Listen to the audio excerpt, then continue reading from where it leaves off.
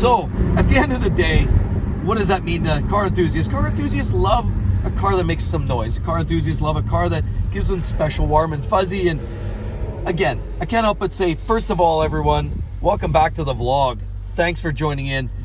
Mark Holubus here, and really I just want to talk about the very idea of what car enthusiasts are going to really enjoy in 20 years from now. We talk about this all the time, and electrification and, you know, city calming. And what I'll say is, I don't know if you know or where you're from, and you know, I hear from a lot of you guys out there, and it's really cool to hear from all of you guys, because I get comments from people in Europe and the UK, and of course in the States and Canada, Asia. I mean, I get responses from a lot of different areas on the globe, and it's very interesting because everybody has different, you know, takes on what, you know, the rules of the road are, and car enthusiasts, you know, what they get to enjoy. And, you know, unfortunately, like where I'm from, I'll say the cities that where I'm from, there's a strong push for what they call city calming. And what is calming? Well, that's just what a city's doing to promote, I don't know, essentially to quieten things down, relax people, slow it down, chill, right? The idea is create enough traffic stops, create enough slow flow, reduce speeds, reduce everything, more traffic control to just slow everything down, quieten it down. There's rules now, of course, with loud exhausts on cars and motorcycles. The idea is the city's trying to shut people up and shut people down. Car enthusiasts are getting squeezed out. Unfortunately, I don't know where you're from. Again, I'd love to hear from every one of you if you guys have your own personal take on this, because I know it's different everywhere. But from my perspective, this is going on around us. Car enthusiasts truly love the driving experience, love the sounds. You know, when you light it up and you give it a little blurb of the throttle, it's just, you know, you just get your jollies and your willies. This whole idea of calming is what? Have you ever witnessed, like, have you ever had a dog or a cat and you said, I've got to take my cat in or my dog to get it spayed or neutered? Well, that's great, but when you do spade or neuter your pet, have you not noticed not only are you removing their capability to have offspring, but you're actually removing their drive for life and how spry they are? Have you ever noticed, like, a dog, after you slice off his nuts, all of a sudden 2-3 years later the dog's chill, he loses the fight to flight, he loses the attitude, he just gets to be a good old domesticated slob. And that's what I found. Like, I mean, I've had numerous pets over the years, and when you chop the nuts off a dog or a cat, they tend to just wind her down. And so with this whole idea of electrification, what is that going to do to the proverbial nuts, if you will, of a true car enthusiast? I can't help but think, I mean, first of all, I'm going to put this out there. City streets, residential roads are not a place to race around in. Absolutely not.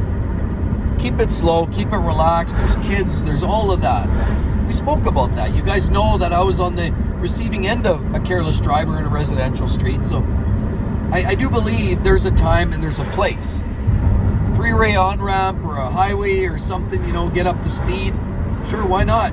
Enjoy the sounds or the acceleration of your car as you get up to speed onto a freeway on-ramp. It's beautiful. And the sounds just really kind of bring it all out for real car enthusiasts. Car enthusiasts like Ferraris, Lamborghinis. They also like blow-off valves and turbochargers on their WRX STIs and their Nissan GTRs. And those cars make noises. And they make fun noises. And that's why people love them. It's not just because they look cool, although that's part of it, because there's a whole underground culture that just loves styling their cars and then likes to park their cars at a car show and show it off. Absolutely. There's also a whole other sector of people that love their cars for the way they sound, the way they drive. There's people that autocross their cars because they love the feel of a real connected car that's, you know, really dialed in the handling department. They love cars. There's people that go to the drag strips to really just unleash the beast and enjoy what straight line performance feels like. And there's people that just love noisy, crazy exhaust systems. You know, for example, as we merge onto the highway here, just to let it open a little bit. Just like that. It's a thing of beauty. And that's just something that car enthusiasts have.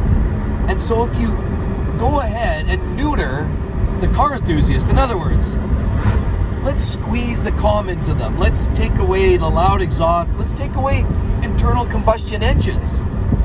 Jaguar F-Type. These cars are amazing. Lamborghini, Huracan, some of the best, fastest shifting gearboxes, some of the best looking, sounding cars this side, doesn't matter if anything. Ferraris make great sounds, go fast. Those internal combustion engines are something that true car enthusiasts love. Why do you think Ferrari isn't going full electric? At least not yet.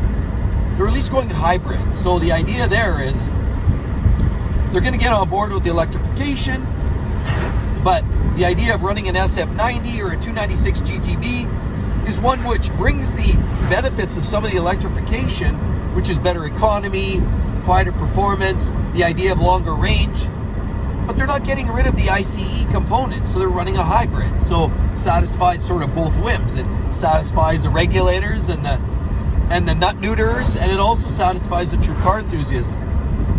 But I can't imagine what 15 years looks like from now. I mean, we're always hearing about all these regulators and federal leaders of all these countries chiming in about 2030, 2035, and we're going to have all these full electric vehicles on the road. They won't sell. The mandates are there, so they will no longer sell a new internal combustion engine.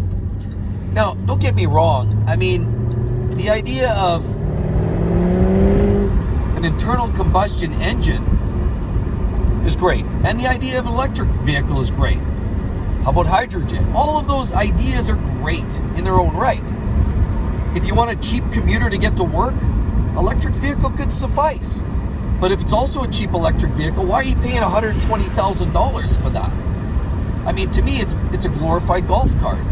So I like the idea of having those options to buy an electric vehicle, say for commuting, or maybe you feel that you're doing your part for the green and for the best of the environment, which clearly we're not, because that's not the answer. But anyway, let's assume that you're feeling good about yourself and you buy your Tesla or what have you. You've got that choice. But leave that choice to the people that love to drive the cars. You take away that choice, you take away the nuts, you neuter everybody, it just becomes a world of silence and calm. And a world which we all might as well cut our hair in the same hairstyle and wear all the same suits and just look all the same, because we're all going to be doing the same. There's going to be very little unique appeal to a vehicle. You're going to go down to a dealership, and I don't care if you're driving a Tesla electric vehicle or a Chevy. From the steering wheel's perspective, you won't know what you're driving, other than maybe the little badge you see or the crest on the driving or on the steering wheel. It's going to feel the same. It won't sound any different.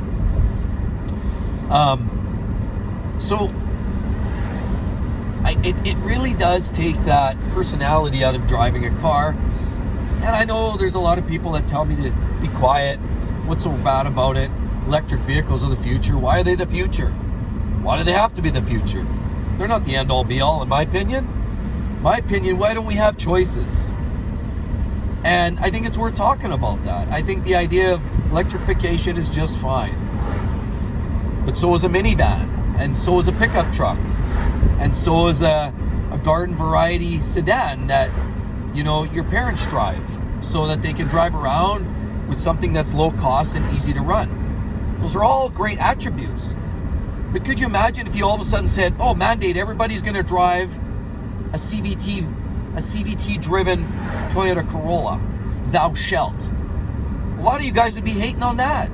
Say you Tesla owners out there, if they told you all of a sudden that you couldn't drive anything but a Toyota Corolla with 102 horsepower and a CVT transmission, I bet you wouldn't be all that excited about that either, would you? I know I wouldn't be. So it's the same story.